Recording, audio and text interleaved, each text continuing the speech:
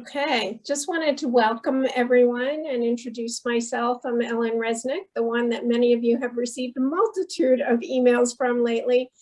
And it's so good to meet you kind of face to face, even if it's virtually and not in person. This is the first of 6 best practice Zoom calls where different people have volunteered, like Casey, to talk about things that they think their organization does particularly well. And Casey, I think we have 2 a month from August through October. So the next one is August 23rd on using social media. And Frank Fear and Debbie Kanyak from the Women's March of Fort Myers have volunteered to host that one. So today, Casey, thank you so much for offering to do this. He's going to take us through the ins and outs of organizing large-scale events similar to the ones that Collier Freedom has done in the past and will continue to do in the future in a really great way. So Casey, you're on. Well, thank you, Ellen, and thanks for setting this up and for hosting this. And it sounds like a really nice series. I just want to say before we get started that this is, what we do at Collier Freedom is really a team effort. Everybody pitches in. I mean, it's a small crew. We are presently 9 members. So we're a small collective, and all the decisions are made by vote. So, it's sort of a grassroots, small turning radius organization. So let me just share the screen. And I got a couple of slides I'm going to use. Let me see here. Slideshow. All right. So yeah, Collier Freedom. Collier Freedom was formed in November of 2016, shortly after the election of our past president, when people's hair was on fire and everybody kind of felt something has to be done. So I was not there at the founding. I joined the organization just before the first Women's March, about 3 days before the Women's March.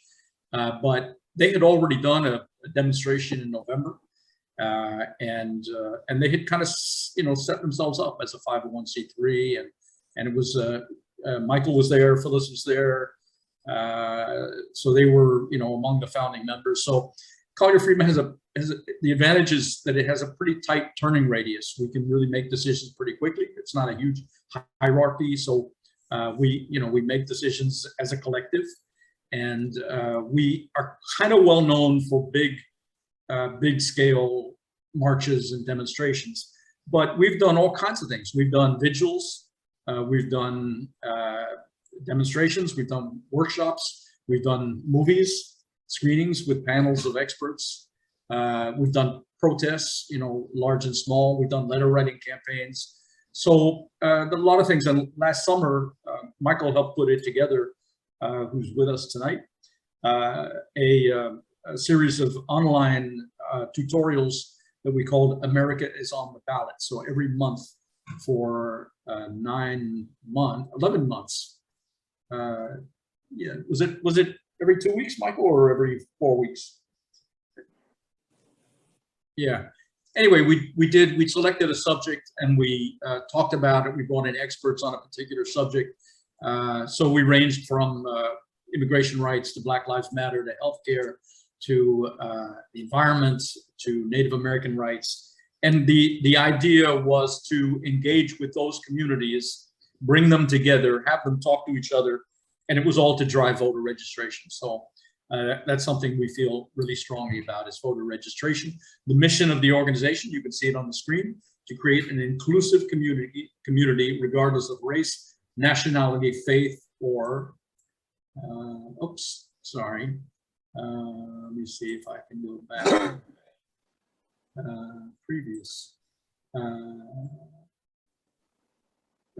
Orientation for a common vision of freedom, equality, and social justice. So that's kind of the groundwork of Collier Freedom. We were also kind of instrumental in launching Naples Pride, which has become a huge contribution to our community, with gathers 7,000 people. So here's the question, which is kind of existential, and we get asked this now and then. What is the value of marches? sometimes we say, well, shouldn't we be just going door to door and doing voter registration? And what is the point of just having weekend warriors come out and march, for one day and then go home?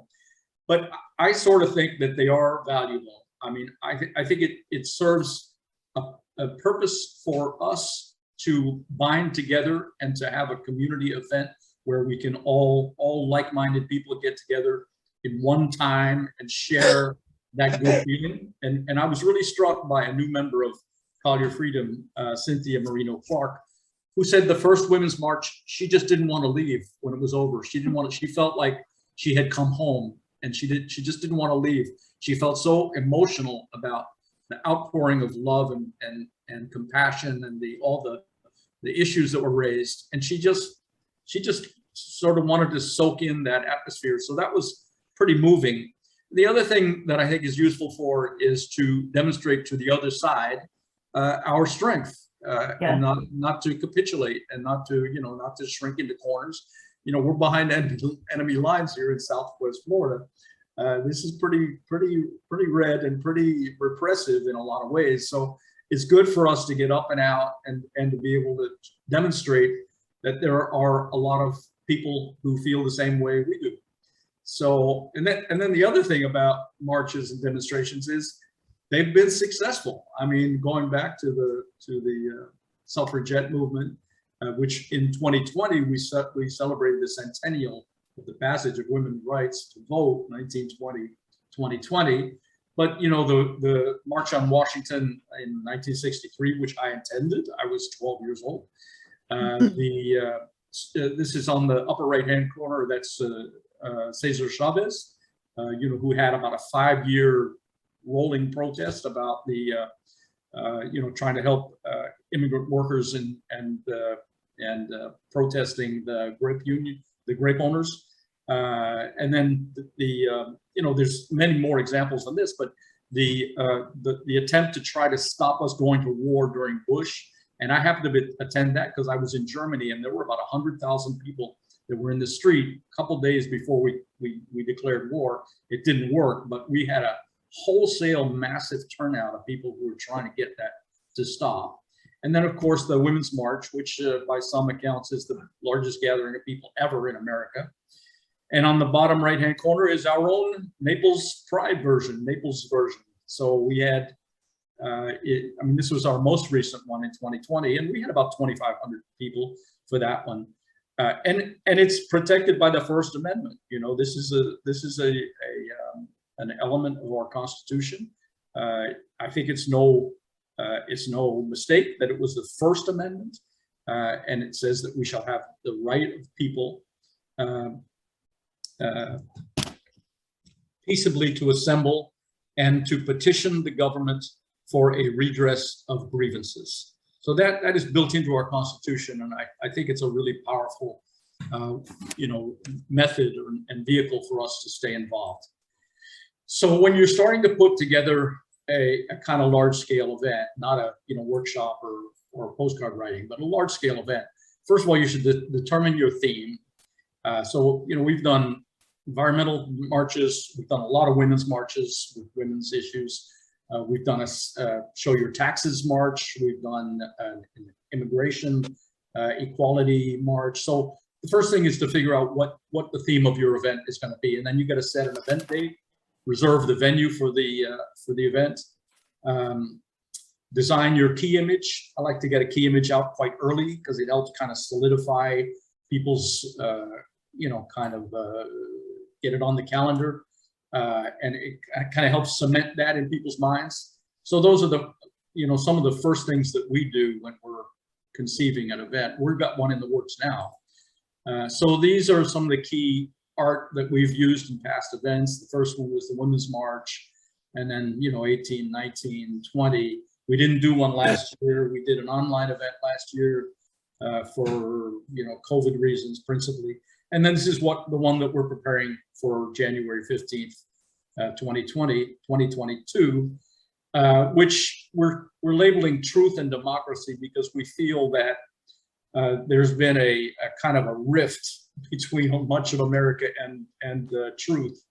and an assault on democracy, an assault on voting. So we've kind of chosen those two words as the theme of this year, and it's no, it's no irony, or it's not by accident that we've selected the Capitol building as our key image. We also want to reclaim the American flag. We don't feel that the right wing is solely entitled to the American flag.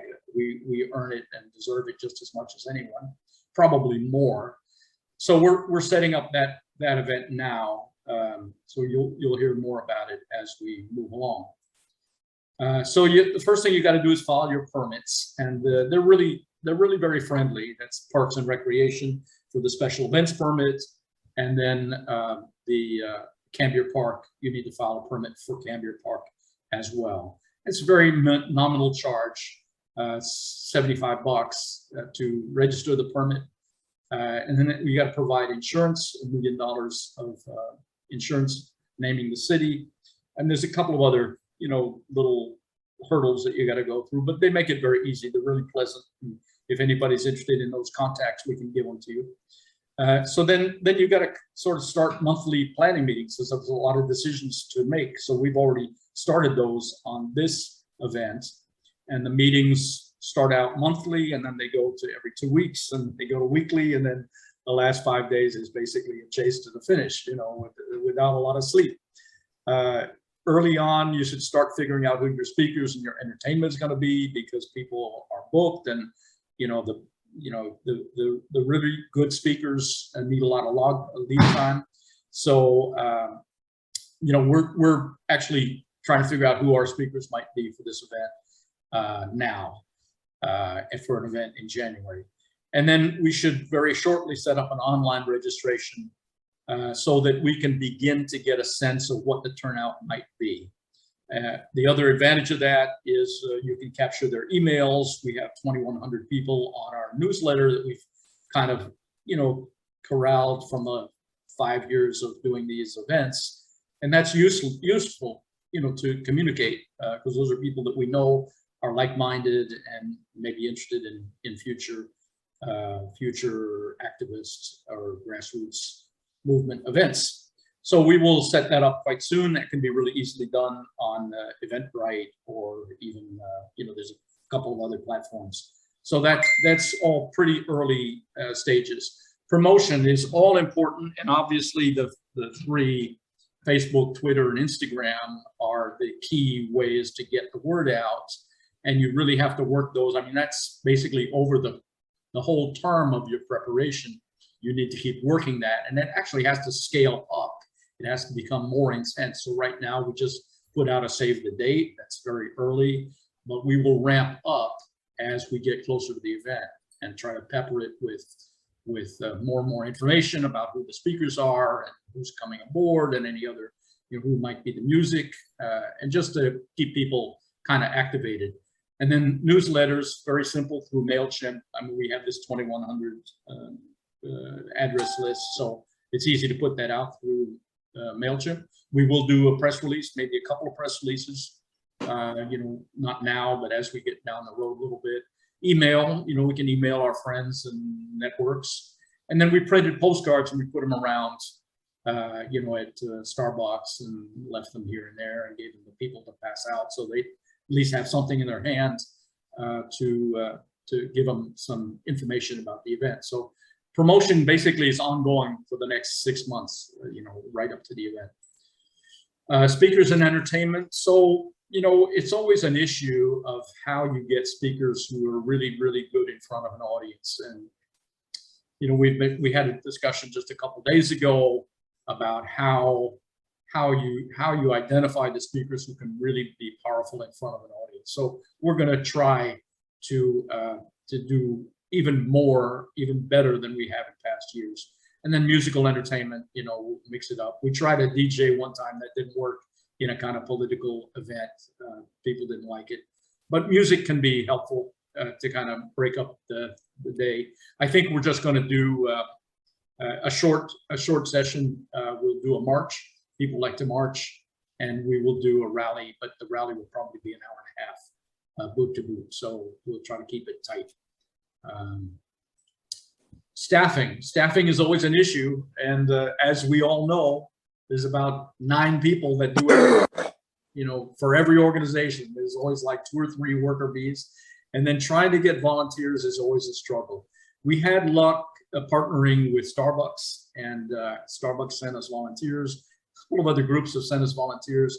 So for an event of this scale, you need about 60 volunteers on the day, and they need to have some training. So as we get closer to the date, we will try to have more and more people in our planning meetings. So we have as many volunteers come to the last 2 or 3 or 4 planning meetings.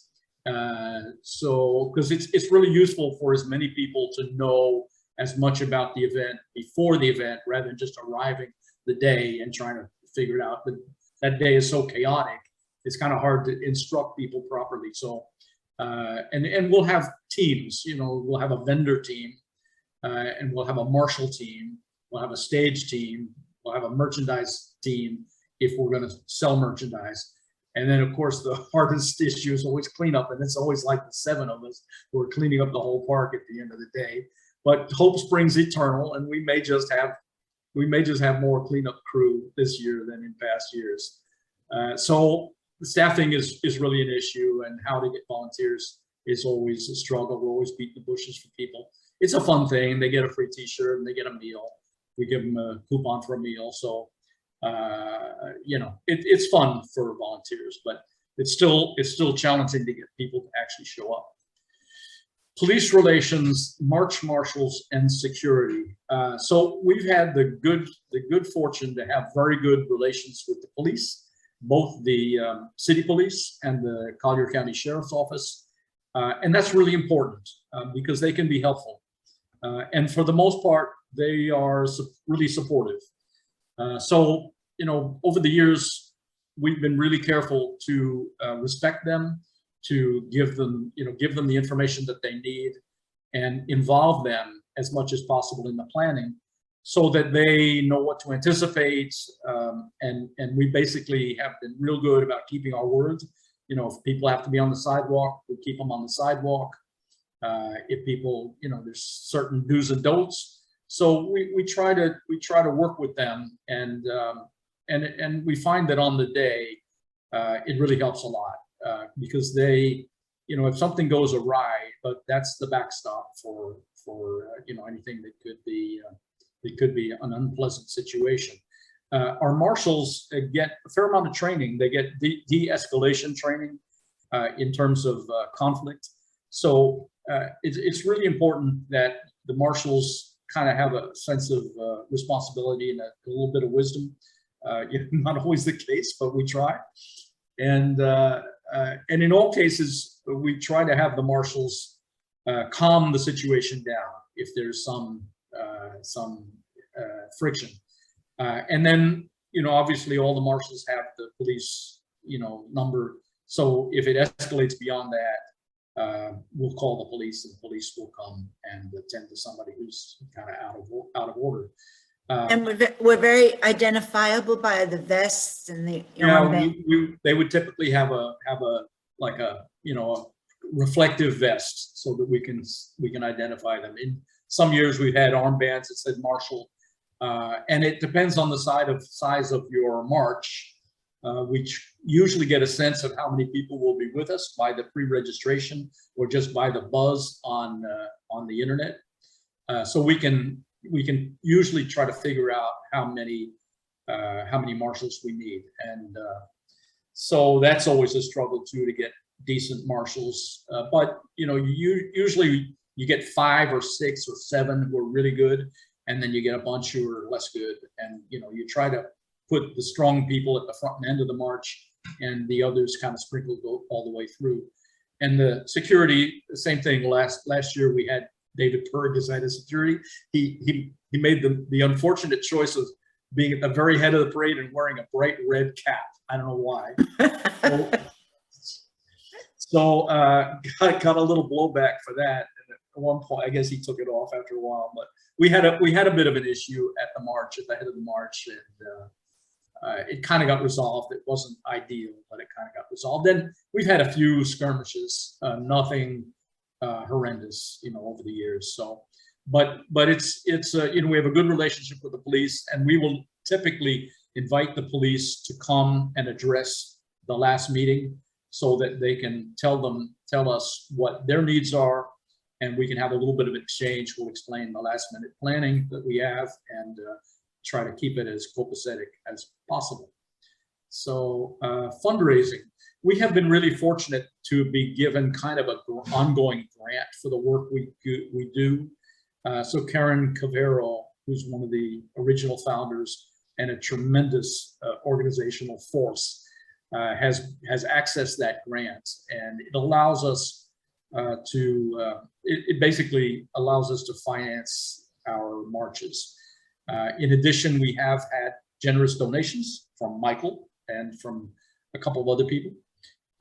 So those have always helped, and we can make appeals to donors as we go. So we will be doing that this year. And then we've occasionally sold merchandise. I'd like to sell some of these t-shirts in advance. So there are, occasionally we have manufactured t-shirts and sold them. We will have to do that for our volunteers. We'll have to actually manufacture the t-shirts that our volunteers and staff wear. But we can also do an online service where the online purveyor of merchandise makes the t-shirt on demand. You tell them what you want, we give them 4 or 5 designs. We get a portion of the proceeds, and it can help, kind of fill our coffers a little bit. And then we do charge vendors a nominal fee, so we get a little bit of money from that. So those are basically our fundraising mechanisms. And then the budget, the biggest item is the permits and EMT and police, because once they figure out how many people we expect, they calculate how many police, how many medical people, and what the permit will, that all goes into the permit. They're pretty good about it. They basically don't charge you until after the event is over, and they send you a bill.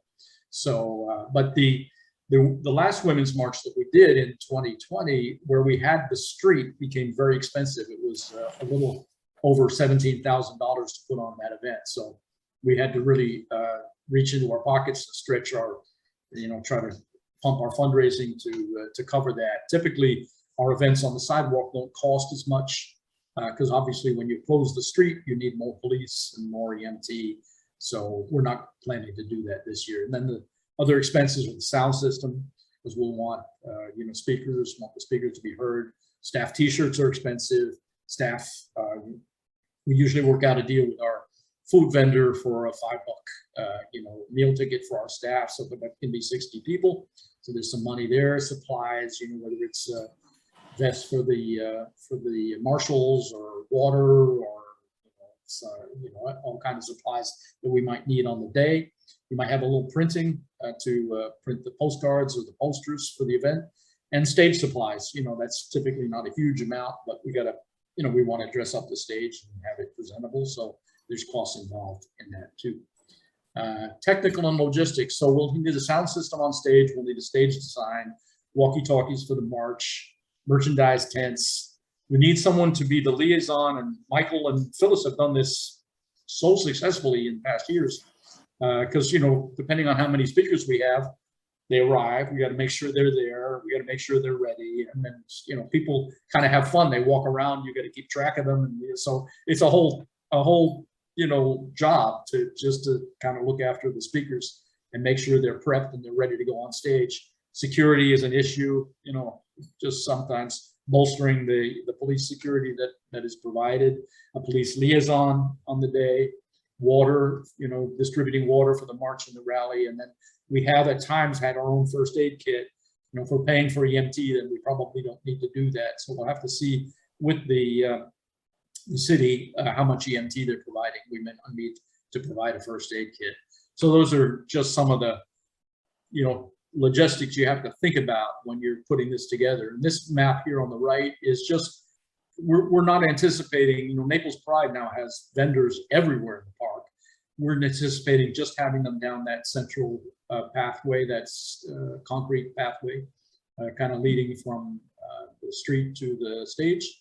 So we'll do a mixture of, nonprofits tabling, and some profits. And we're going to try to get the supervisor of elections there and do as much voter registration as we can. And this is the March route. So, you know, we will start and finish at Cambier Park. It will probably start at 9, and we have our event starting at 10. And it'll go on probably an hour and a half. The music will be done by noon. So that's the plan for the upcoming March so far.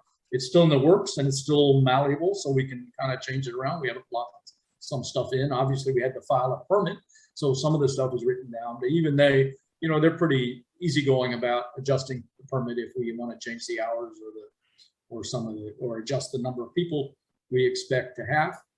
So that's some of the information that you need to put an event together like this. So we're basically right on the half hour. I don't know if anybody had questions they want to put forward. We'll open it up to some discussion. I kind of ripped along. Sorry to be like a whirlwind, but I was trying to get it folded into a half hour. So yeah. Casey, I have a question. This is Ellen. I was just wondering how you deal with, you know, COVID restrictions with a large march like that. Do you have any contingency plans for January? Well, you know, that's a rolling compromise, and we don't know where we're going to be in January. Right. We canceled the 2021 March basically because of COVID. So if we're in the same situation in January or even in November, December that we are in now, we'll probably have to cancel the event because it's just not you know, feasible. You know, you can't even if everybody's masked outside, it's just not going to be good. You know? So do you consider doing a virtual march, or you feel like yeah, I mean, we will. You know, that's what we did for the celebration of hope after the election. We wanted to do something. We wanted to kind of mark the moment. We wanted to celebrate and congratulate ourselves to some extent after 4.5 years of hard work. So, but we couldn't do it in person, so we did a virtual thing. And you know, we're all pretty good at virtual events by now. You know, so, well, that was a good event. That was a good event. Yeah, it was nice. It was nice. It was very, very emotional. We let everybody who was on the call speak, and we had some real you know, wonderful input. Yeah. So Hi, Kathy. Hey, I'm sorry I was late getting on. Hey. I have a question, and that's about insurance. yeah. How do you handle insurance? Yeah, well, you know, insurance is a little tricky because people are sometimes skittish about a protest. You know, is that your dog, Kathy? My dog. Somebody's got a dog. So I didn't even know what that The was. dog, heavy breathing. We should mute the dog. sounds like So we found an insurance underwriter who covered our 2020 event, and we're going back to them again. And it wasn't terribly expensive. I think it was $750. So I can send you the info if you need. Great, I would love that. Just to let you know that the Fort Myers group has been talking with the Alliance for the Arts for this coming January 22nd. We want to do our march that day, and we'll just see where that goes. They did say that they would refund the deposit if COVID, you know, was still an issue. So yeah, we're doing ours the 15th. We kind of wanted to do it on the anniversary of the storming of the Capitol, but that's a Thursday, and the 8th was not available in the park, so we kind of split the difference between the typical women's march and the Capitol, and you know, kind of settled on the 15th. So we want to make a big deal about the Capitol. You know, that was a horrific event in American history, and we want to make sure that we touch base, talk about that, you know, and how it was kind of symbolic of the worst phase of Casey. America. Yeah. Okay, would we consider having a car caravan if we couldn't do it because of COVID? Would that be appropriate? Yeah, I think it would be fine. You Mhm. know, I think it'd be fine. We I mean, contemplated. wouldn't- Yeah, Yeah, we wouldn't have speakers, but yeah. we could put out written material maybe. Mhm. yeah. Ellen's got another question, I think, and I got one I want to come in with too.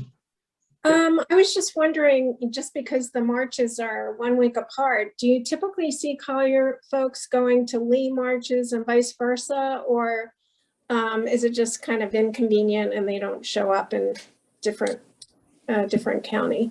Lee people come to our marches for sure. Yeah. Yeah. Yeah, we had the first couple of years before Fort Myers started doing their own marches. We had a lot of people from Lee County Mhm. at our women's marches, and it's pretty collegial. There's sharing back and forth. Hmm. We've People had enjoy it. They enjoy Small it. numbers of Collier folks, but yeah. One day we had them on the same day, so Yeah. that was a little Yeah. crazy, but We lost Um, Anita to you because she was the MC for you guys, and we That's wanted her right. as the speaker. So yeah. Yeah, well, I was just wondering if even the week, I know, you both have very specific reasons for doing it on those days, but I just hope that it doesn't diminish the show, the amount of people that show up for both. They may be choosing between Yeah. one and the other. I don't think it does. Okay, It Good. seems to have been fine. And if we, we'll go to the Collier one for sure. Mhm. So, Yeah. just to spread the joy. Mhm. I think when they were on the same day, even though they were about 4 or 5 hours apart, I think that did cut into both attendance on both. 'Cause, Yeah. so this may be a better situation. Mhm. I think so. I'm sorry, Michael, you're on. You had a It's all- question? I think that the great demonstrations provide some structure for the emergence, the clear emergence of some teaching moment that is going on in our country or going on in other countries. And so with the initial Women's March and with its, continuing vibration, there was just, a tremendous passion to act. Now, the great thing about knowing about how to do demonstrations, and they are really difficult. I think they're they're wonderful, but they take a lot of work. But the great thing about knowing how to do demonstrations is that, like going back to something KC said at the beginning, the aspiration and sometimes the truth of Collier freedom is its nimbleness. So something can emerge. And so the Truth and Democracy rally, which we're planning, being pretty close to the 1-year anniversary of a neo-Nazi rebellion, there's going to be a lot of energy around and feeling about what happened, where we are, what it means for each of us at different levels. So there's no guarantee that January 15th is going to be one of these days that's a crystallizing day for action. But it's got the possibility of doing that. And furthermore, with the best type of oration, with the ability to speak, the teaching moments are always there, everywhere. And so with the right type of passion in speech, you can remind people of the moment that they're in and bring them into activism that they didn't know they possessed. I just want to say something about the event that was held several years ago where we were spread out all over Naples on different corners. Yeah. And Oh, each yeah. group was doing a different They have action. focus. Yeah. Yeah, I think that worked really well. And we did something similar to that last year in Lee County. And we were just on two long streets Mhm. instead of being all over town. But I thought that was really good because it got so many people out and we were highly visible, got lots of coverage, and people I had never seen before were out. So that was good. I mean, liked that, it. that was an interesting event. It was very challenging, and I was kind of disappointed in it. And I was the spearhead of that thing. It was basically my idea, but I was a little disappointed in how it actually panned out. It was interesting. What was really interesting about it was reaching out to all of these different groups, because we had them all kind of talking to each other for the first time. I mean, the people who were looking after the hungry, the people who were environmental, the people who were racial justice, and there were about 15 different issues. Well, I think we had 19 different issues on 19 different street corners.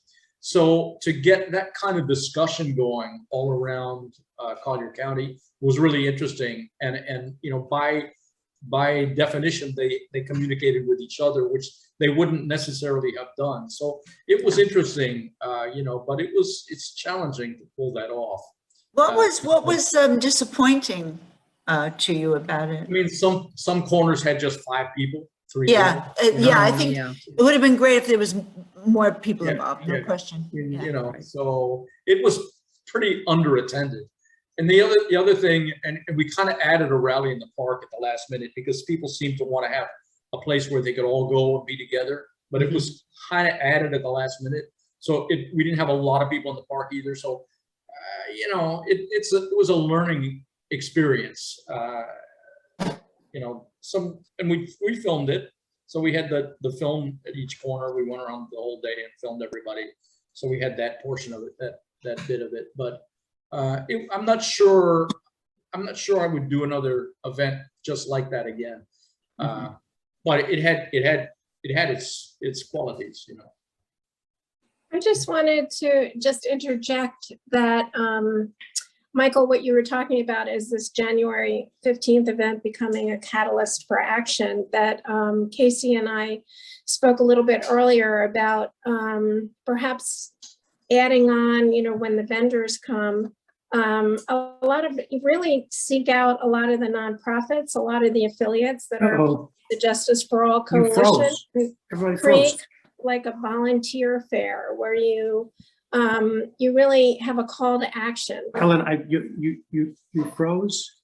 You're freezing Excuse again. me? I froze. Turn this on. You want to go in the other room? She was warm for me, Michael. Yeah, she was fine. I'll just. Yeah, she was fine.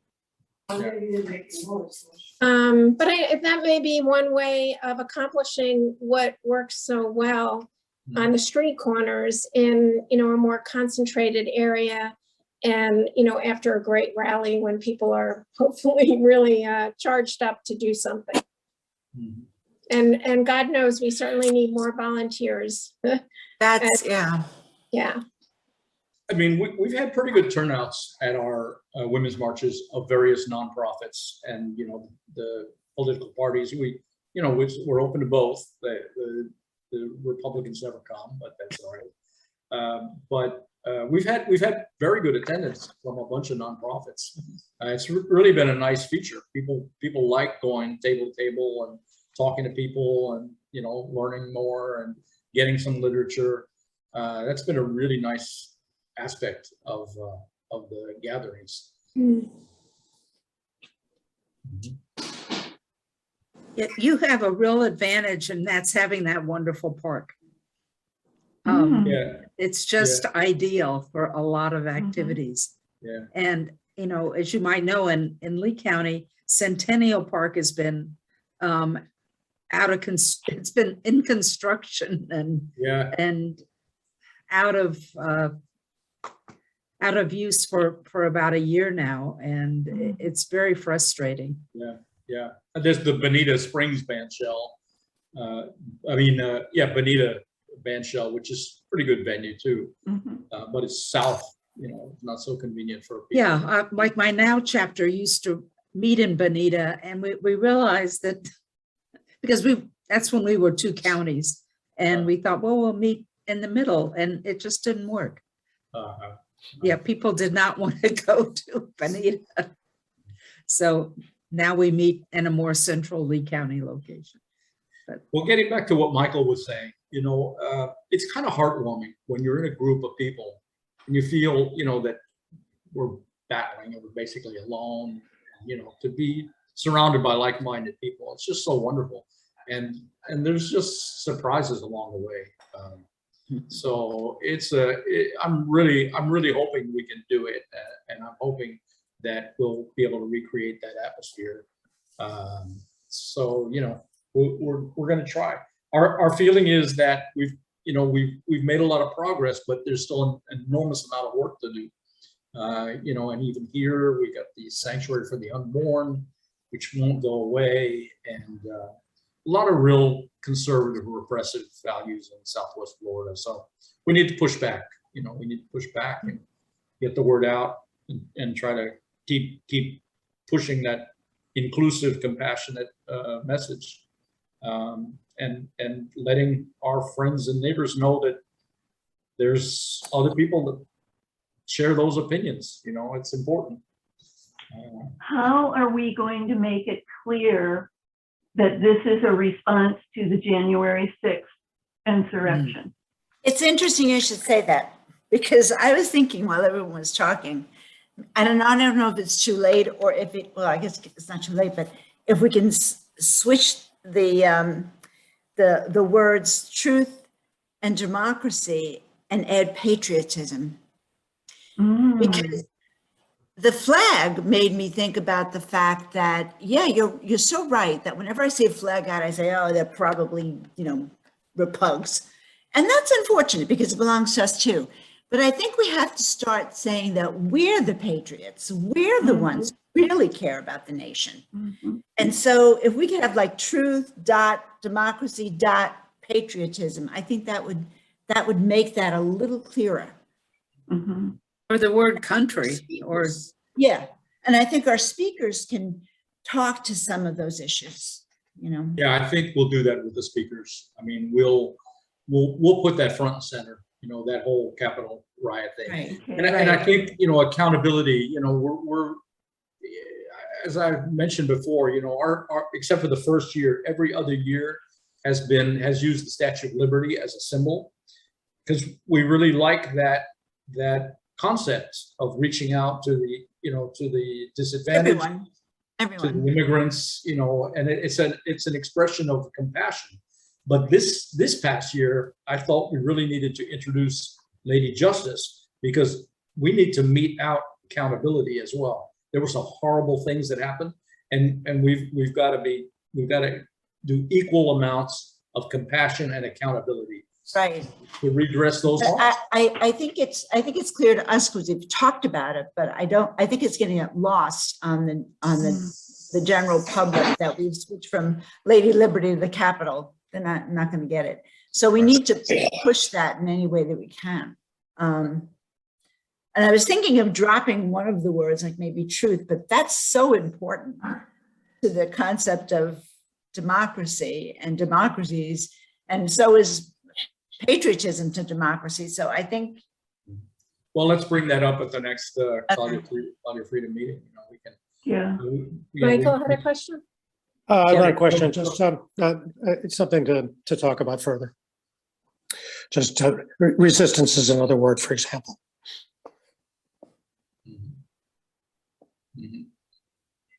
Yeah. That your comment about adding the flag, I think is really significant. And I think a lot of us feel like we want to be able to take back the flag as our symbol as well. No question.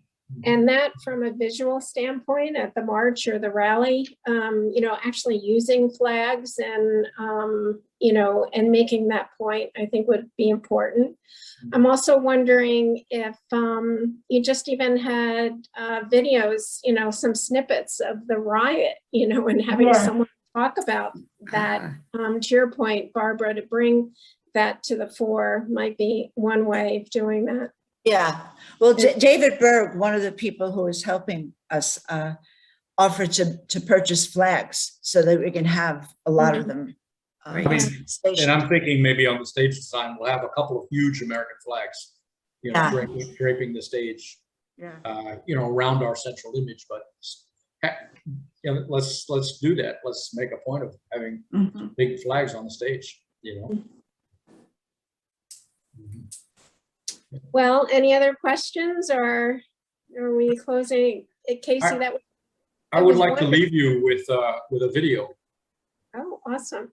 Let me see if I can, hang on, oops. And show.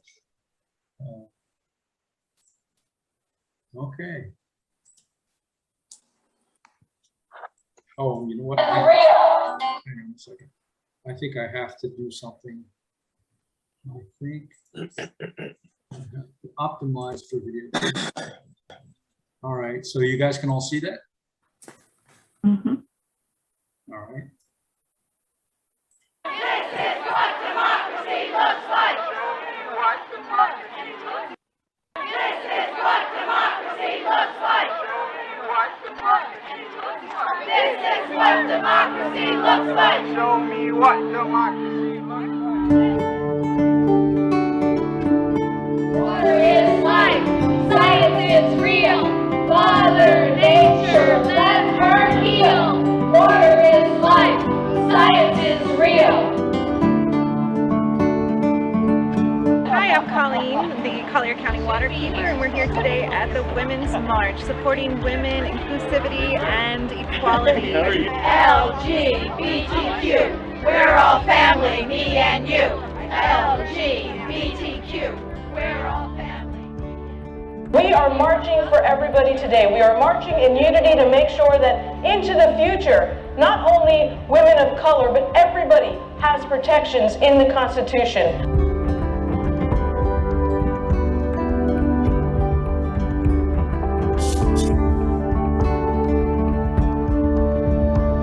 It's going to be over in about 10 minutes max. In case you show the movie right now. This is all about the children and their future. So I'm asking everyone to please vote for people who will take care of our environment. And I have hope. Shoot my knee. Shoot my knee. We believe that peace will win. We believe that peace will win. This is a one-of-a-kind march. So multicultural, so inclusive, so interactive. You are going to be proud to say you were here. Tell me what democracy looks like. This is what democracy looks like. Show them what democracy looks like. This is what democracy looks like.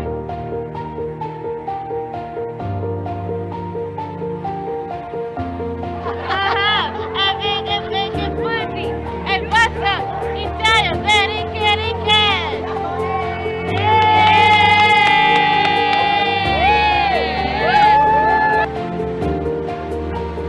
Donald Trump has got to go. Hey, ho, ho. Donald Trump has got to go. Ho, ho. Donald Trump has got to go. Hey, hey, ho, ho. Donald Trump has got to go.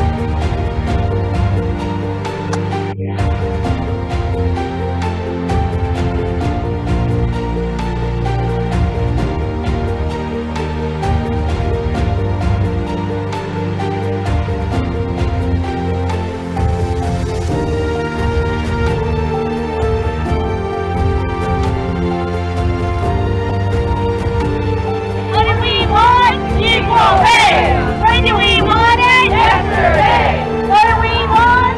Equal pay.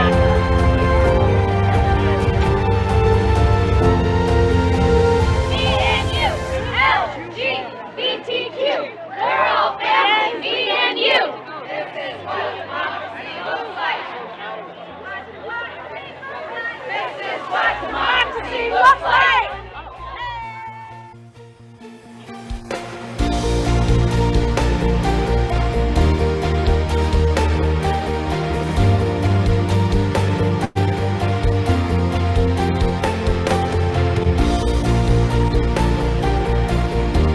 Vote for consent. Vote for consent. Vote for.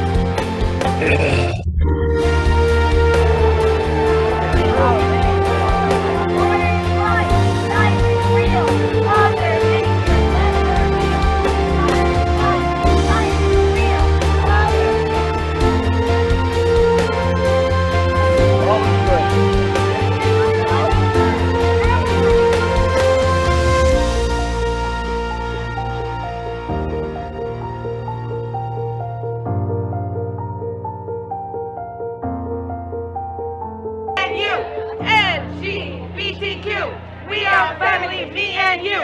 This is what democracy looks like. No fear. Collier County, women are here. No hate. No fear. Collier County, women are here. No hate. No fear.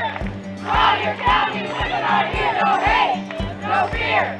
Collier County, women are here. No hate. No fear. Collier County, women are here. No hate. Jamás serán vencidas. Mujeres unidas jamás serán vencidas. Show me what democracy looks like. This is what democracy looks like. Here, no hate, no fear. Collier County, women are here. No hate, no fear. Collier County, women are here.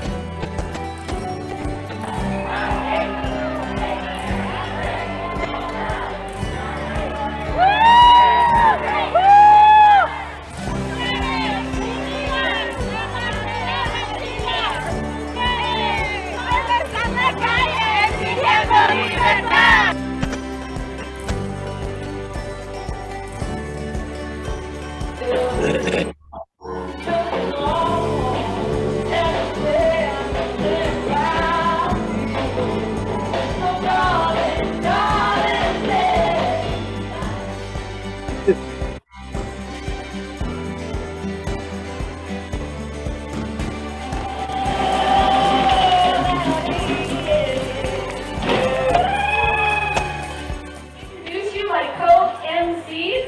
Would you please give a big round of applause for Javier Estevez and Dr. Janice Etienne. Sans passer. Sans passer. This is what it's all about.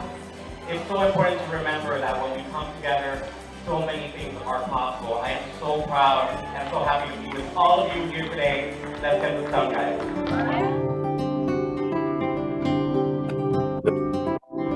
I'd like to share this Women's Warrior Honor Song gifted us from the women of the North. Hey, hey, hey, Latia, oh, Latia, oh. The fact is, patients don't come to Planned Parenthood to make a political statement. They come for health care, for basic, honest information and quality health care. And that's why health care matters. All health care, for all people. That's what we're going to fight for every day at Planned Parenthood. We've been here for 103 years, and we're going to be here for the next 103 years. All right, I've got a really good piece of news for you. Phyllis Andrews, who's one of the founding members of Collier Freedom, every time she comes up here with a sign, that means someone came by the voter registration booth and signed up to vote. So, make that bell ring!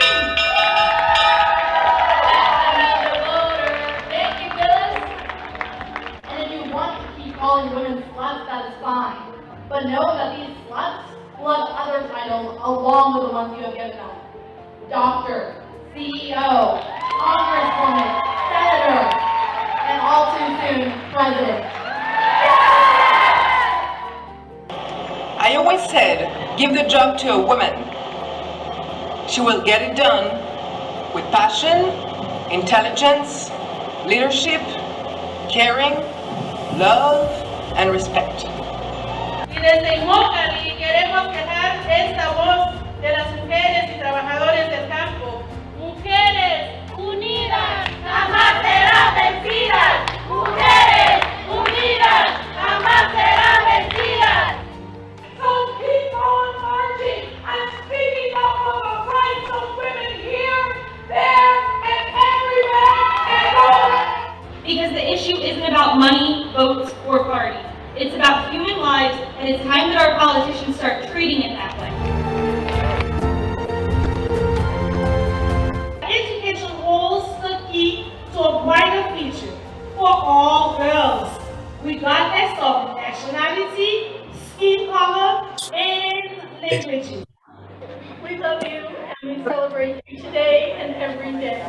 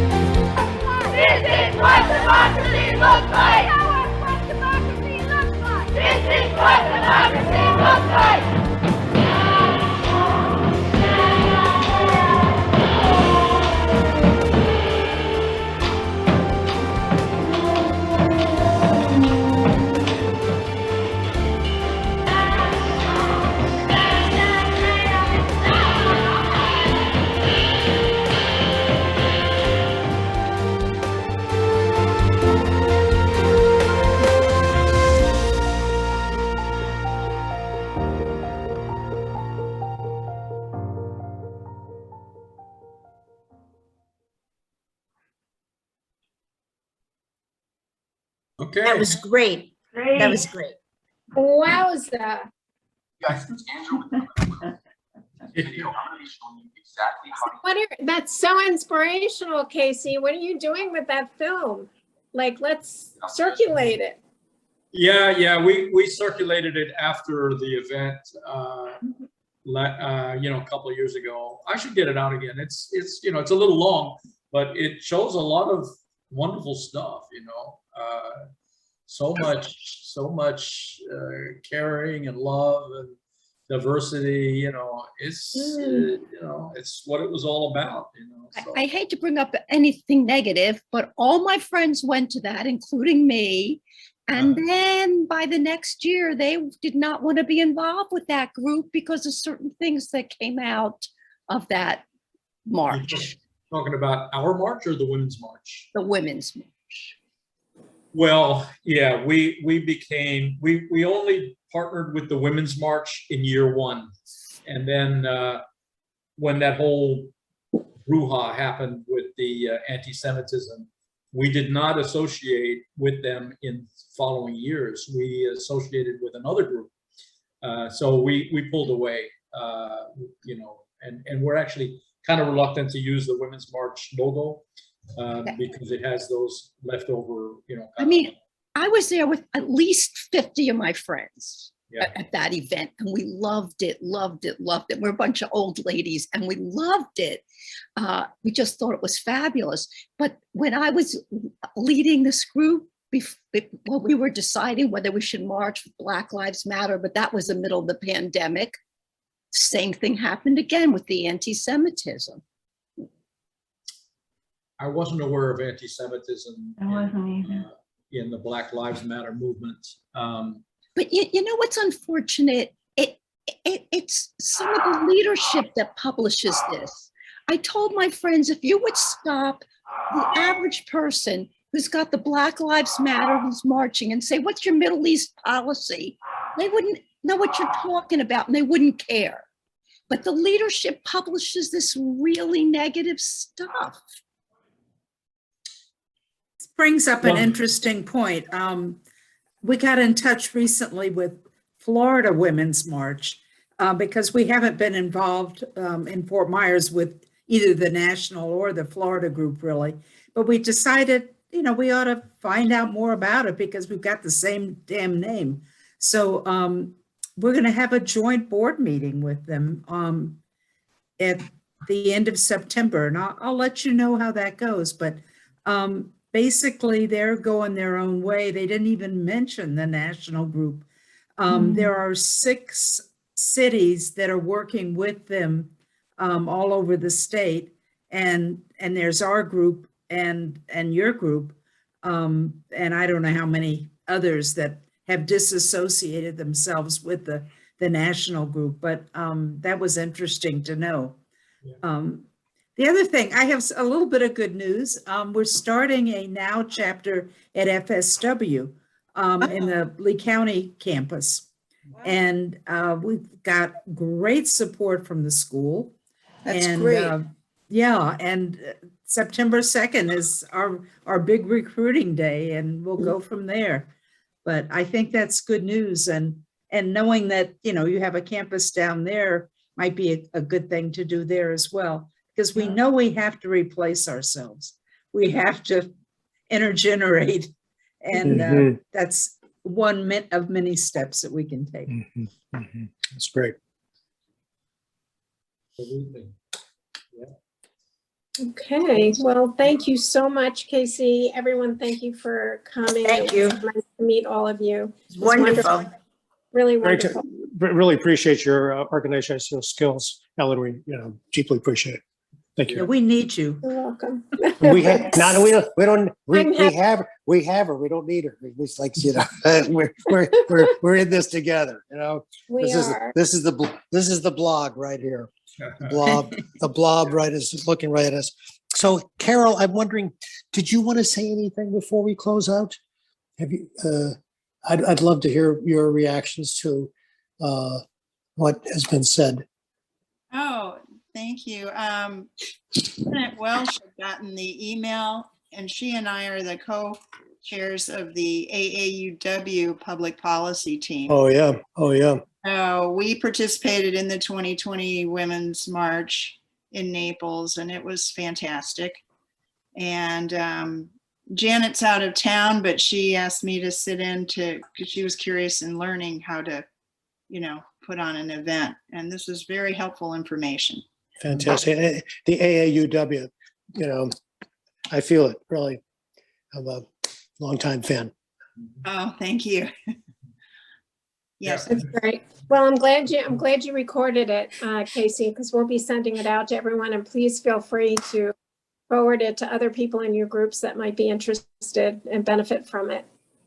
Okay. And if you could send me that video, I'd love it. I have a couple of people who would get inspired by it. Sure, I'll send you the link. Yeah, absolutely. Thank you. Easy. Yeah. So thanks again, Ellen. Thanks for putting this together. Appreciate Yes, it. thank you. Thanks, Casey. Thanks, Ellen. Thanks, Casey. Bye-bye. Bye-bye. Have a nice evening, everybody. Go in peace. Too. You too.